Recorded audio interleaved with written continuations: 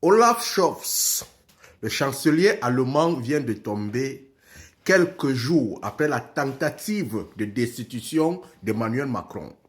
Il faut préciser qu'on essaye de destituer Emmanuel Macron pratiquement au même moment où le président syrien est tombé.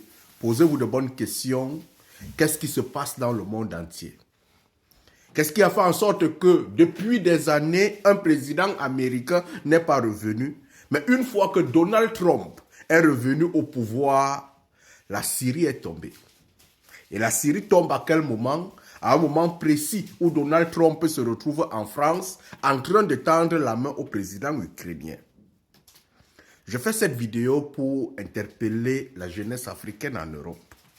Le monde est dans un changement à 360 degrés.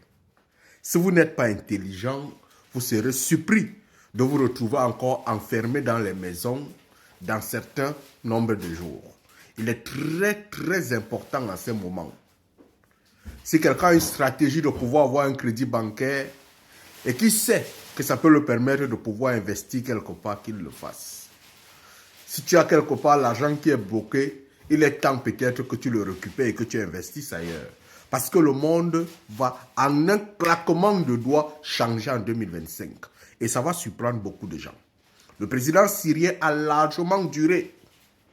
Il a été soutenu par le président russe.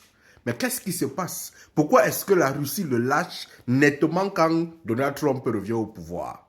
Et ça fait quoi? Ça fait une vague de retour des Syriens vers leur pays. Ils sont même pourchassés. Pour installer qui? Pour pouvoir propulser encore plus la guerre en Ukraine.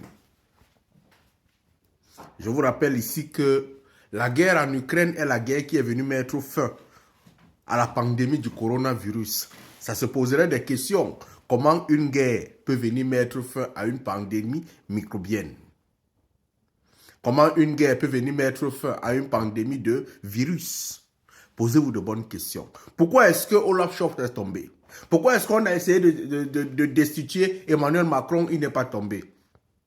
Ces bonnes questions, une personne qui voit le futur se les pose. Je ne précise rien ici, je n'annonce absolument rien, mais j'aimerais vous interpeller à l'usage de votre cerveau, car les signaux sont très grands.